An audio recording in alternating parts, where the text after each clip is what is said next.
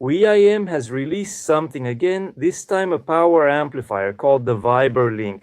But here's the catch, it's only called a power amplifier.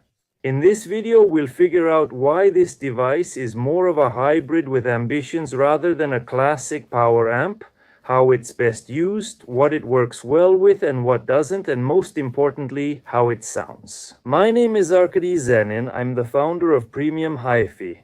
We're based in Riga and we help people connect with sound without pain, hassle, or unnecessary illusions.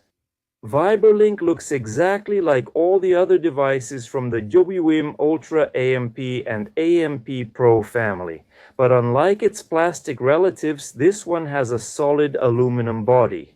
It's very pleasant to touch, especially if you're an audiophile with skin sensitive enough to distinguish textures by how clean the touch is. Although on the outside, it's still just as square and minimalist with rounded corners. The front panel is very simple, as if the designers thought, let's keep it easy, we're not National Aeronautics and Space Administration.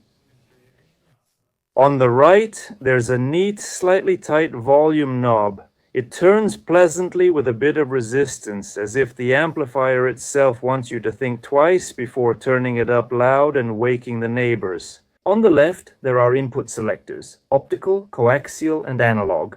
No surprises, but it looks solid in the style of, I can do everything, but I don't show off. But at the back, the WiiM got a bit playful. There are no protruding plugs, they're recessed into the case as if they're afraid to stick out. That's why the set includes 4 special branded banana plugs, as if WiiM is saying, we came up with everything ourselves. You just need to insert them as instructed, but honestly, they'll still stick out. Visually, the rear panel looks neat, everything is in its place.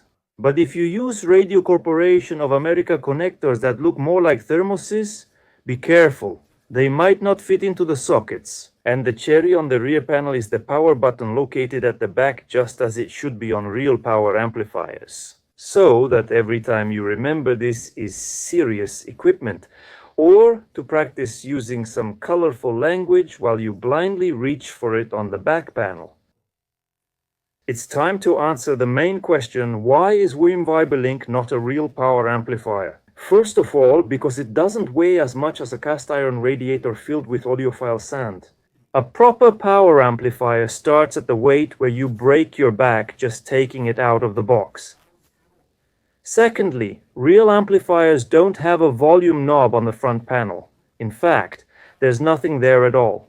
Just solid aluminum and a sense of menace. But here you can just turn and adjust it, like you're in the kitchen picking the temperature for your tea.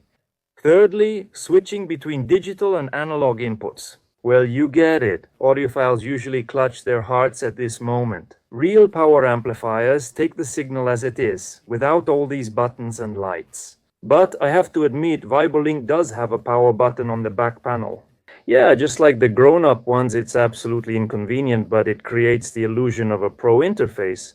Although WiiM has a way to get around this. I'll tell you a bit later, stay tuned. And now a logical question, if this isn't a monster amplifier, then what is it anyway? Vibelink is a mini integrated hybrid that acts as an amplifier with a brain. It has a built-in digital to analog converter and you can connect anything you want to it via optical or coaxial. Streamer, WiiM Ultra Pro, Plus Mini, the whole family is here. You can even connect a television or a CD player if you're still living in 2003 and proud of it.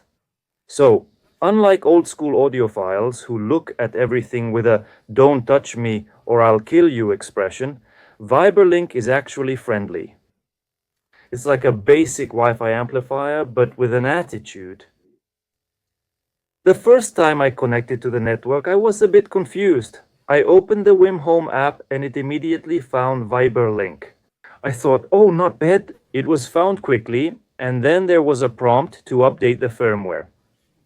Firmware for the power amplifier. This is it.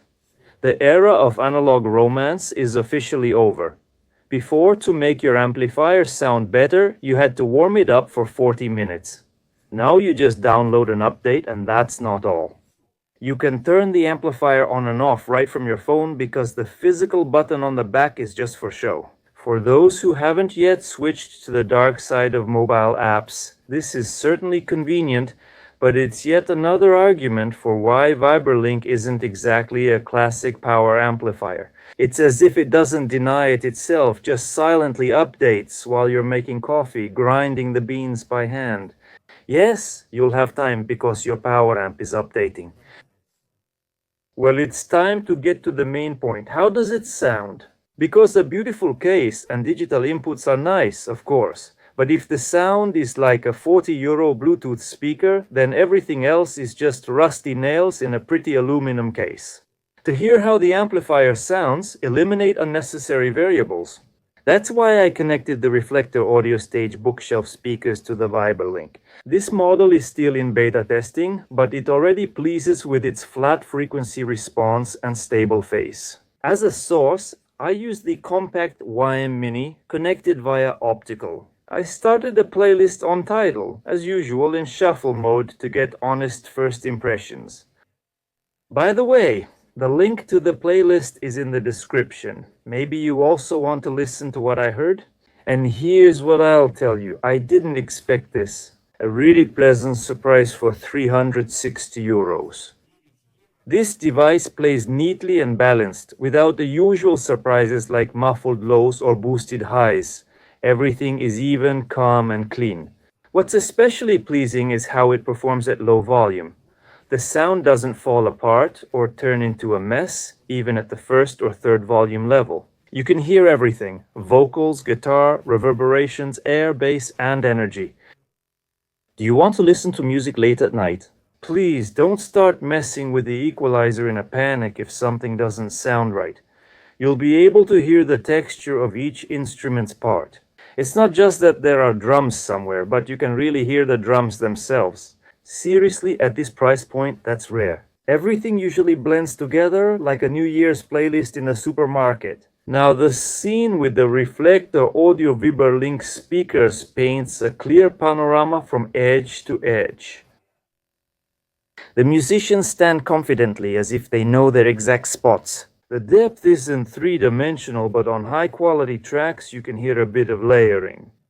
Yes, for this price it's already a luxury. Attack, everything is in place here. Each note has a beginning, a peak, and a decay. Maybe not perfect, but it's there. The hits are clear, especially on acoustics with good dynamics, almost an audiophile experience. Unless you're one of those people who sleeps on a pillow made of platinum and silver cables, there are some downsides. If you turn the volume up past 2, with the third one all the way up like this, the sound gets a bit simpler, and there's a pronounced upper mid-range. And while you might think it's more detailed, audiophiles will recognize that it's exaggerated. The ideal volume range for Vibelink is between the first and second third of the scale, where it sounds as open, natural, and unpolished as possible. And now for a bonus track, I connected the TIG TN3B vinyl player via Radio Corporation of America, and you know what? It started playing. It doesn't just make sound, it actually sounds really pleasant to listen to. The volume is almost at maximum. Yes, the signal from the player is weak, but the sound is soft, lively, even unexpectedly cool.